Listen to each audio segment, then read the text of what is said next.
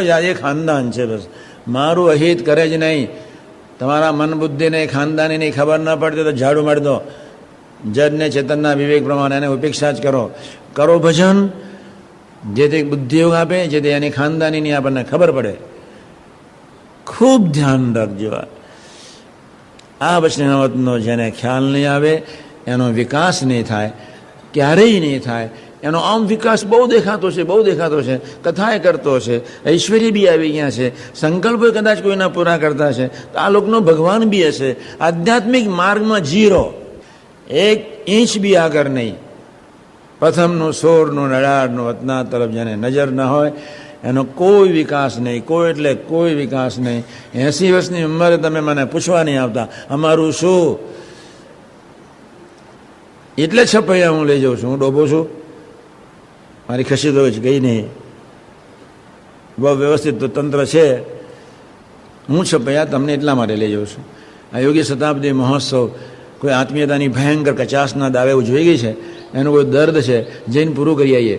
પ્રાર્થના કે હે મહારાજ બીજું તો કાંઈ નહીં, અમને વિવેકીને આત્મીય બનાવી દો એટલે મારું પૂરું થઈ જાય.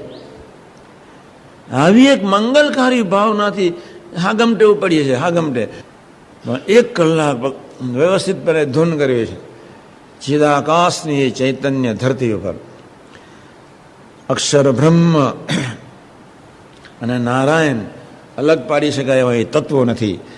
અક્ષર સિવાય નારાયણનું પ્રકટીકરણ નથી. એવી અદ્ભુત ધરતી, એ ધરતી પર આપણે જઈશું. આત્મીય બનવું છે, વિવેકી બનવું છે. પણ આત્મીય બનતા પહેલાં વિવેક અનિવાર્ય છે. અને જે વિવેકી નહીં હોય એ આત્મીય ક્યારેય બની શકશે નહીં, કોટી કલ્પે બની શકશે નહીં. થવું છે તો એનો બાપો કરવાનો નહીં, ચિંતા કરશો નહીં. વિવેક મસ્ટ. પ્રથમ 16 અને 18 મસ્ટ. તો બહુ કથા નથી કરતો, આ તો 1000મી વખત સમજાવું છું. પ્રથમનું 16 કેટલી વખત નહીં, હાલ્યા જ કરે. નવરો પડ્યું એટલે ચાલો આ કરવા જેવું છે. હજુ બધા લોકો ગોટારો કર્યા કરે છે, તો આપણે ચલો ફરી એને સજા કરીએ. 1000 વર્ષ સુધી સજા મહારાજ કરતા જ રહેશે. તાર મોડ કઈ ચેતના એમની પોતાની અક્ષર બ્રહ્મની કંઈક થરશે. એવા તો બેહાર. એનું નામ ગુનાદાન સાહેબ. ભાવડા જેવા જીવને સત્સંગ ભાવડા જેવા શબ્દ કેવો સરસ આપ્યો. ખાનદાનીથી તરત તદ્દન વિરુદ્ધ શબ્દ એટલે ભાવડા જેવા. આનંદ કુલક્ષણ કેટલા, એક કુલક્ષણ નહીં, ઢોર એક જ ભાવડા જેવા જીવ શબ્દ કોઈ વાપર્યો છે. બહુ અદ્ભુત પુરુષ. એક બાજુ હાઈએસ્ટ કક્ષામાં ખાનદાની છે, બીજી બાજુ નેગેટિવ કક્ષામાં ભાવડા જેવા જીવ. વેતો જ નહીં, વિચાર જ નહીં, અવિવેકી જ, જડ અવસ્થાને જ. શું બોલું કે ભાન જ નહીં, કેમ ચાલ કાંઈ કશું જ ખબર નહીં. તુમ બક હમ સુન બધી રીતે બિચારો પૂરો. એનું નામ ભાવડા જેવા જીવ. કાંઈ કશું જ વેતો નહીં. એટલે 100માંથી 100 માઇનસ. એનું નામ ભાવડા જેવો જીવ. પશુમાં તો બુદ્ધિ હોય, ગધેડાથી કામે લેવાય, ઘોડાથી કામ લેવાય. અમેરિકામાં તો બિલાડીને કૂતરાનો તો હોસ્પિટલ લે, બિલાડી સાથે લઈને ફરે. એક બાઈ લંડનમાં બિલાડી સાથે લઈ હોસ્પિટલમાં ગઈ. તો પોતાની ગોદમાં બિલાડી બેસાડી, બિલાડી બેસી રહેલી. ડૉક્ટરે પૂછ્યું કે મારે બિલાડીની દવા કરવાની છે કે તમારી? પેલી બાઈ બહુ હોશિયાર. કે હું બિલાડીના હોસ્પિટલમાં આવી છું કે માણસના? પેલો ડૉક્ટર કે તમે આવ્યા છો માણસના દવાખાનામાં, પણ તમારી પ્રીતિ આ બિલાડી સાથે એટલી બધી અદ્ભુત છે. એટલે મને થોડો કંઈ ખ્યાલ છે. જો બીમાર પડતી હોય તો મેં થોડો અભ્યાસ કર્યો છે, તો એની ટ્રીટમેન્ટ પહેલી કરી લઉં. પછી તમારી તો છે જ. બધા ત્યાં ગોડ જ છે. બિલાડી ગાડીઓમાં જ ફરે, કૂતરો ગાડીઓમાં જ ફરે, મર્સિડીઝ પાછળ 2 બિલાડીઓ રમતી જ હોય. લે અમે સ્વામિનારાયણ ફાર્મ દિલ્હીમાં બેઠા હતા. એક સિંધી ફેમિલી આવ્યું, 3-4 છોકરાનું. અમે બધા આનંદ કરતા હતા. બપોરના 2:30 વાગે પેલો લગ્ન જેવો હતો ને એક બાજુ એટલે ફેન બધું પીવાતું હતું. ત્યારે એક છોકરા જોડે વાત કરે, આપણે આવતે જન્મે બિલાડી થવું છે. એટલે હું ઊભો રહ્યો. એના વિચારો કેટલા ઊંચા.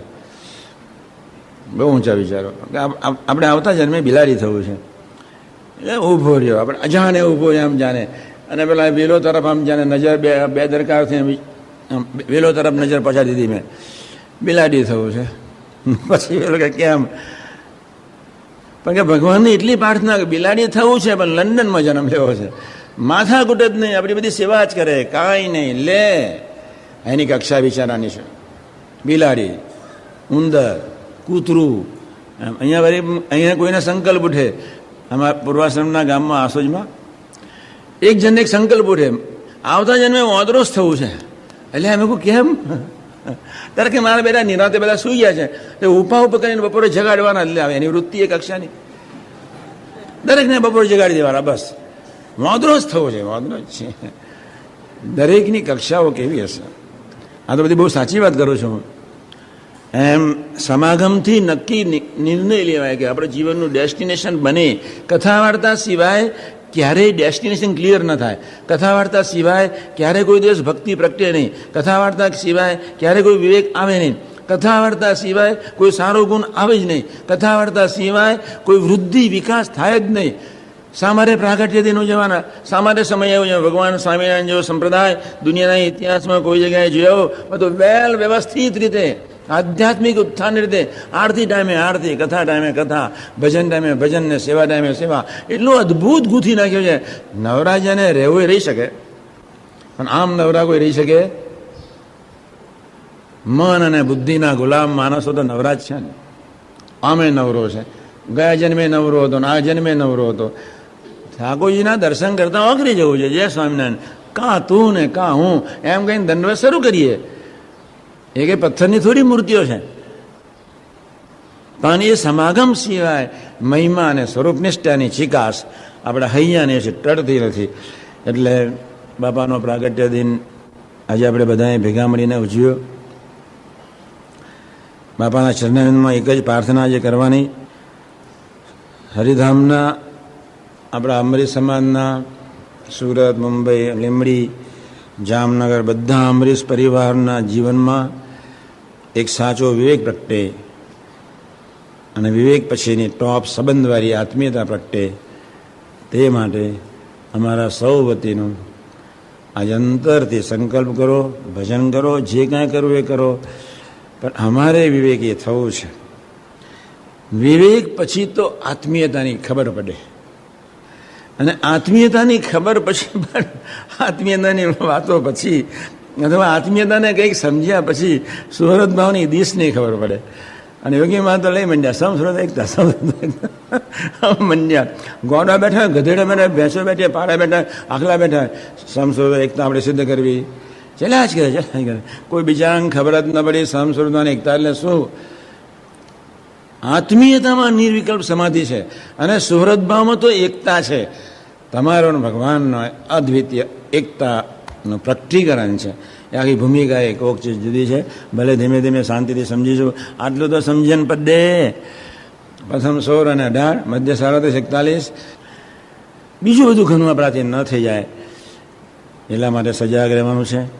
આજના શુભ મંગળકારી દિવસે ગુરુ હરિયોગીજી મહારાજ, શાસ્ત્રી મહારાજ, કાકાજી પપ્પાજી સાહેબજી અને અમૃત બાબાના ચરણારવિંદમાં એટલી જ પ્રાર્થના, એવો સાચો વિવેક પ્રગટાવી અમને સૌને સંબંધવાળી આત્મીયતામાં અમે જલ્દી જલ્દી જલ્દી પ્રવેશ પામી શકીએ, મેળવી શકીએ એવા આશીર્વાદ અમ સૌને આપો. એ જ પ્રાર્થના સહેજાન સ્વામી મહારાજ.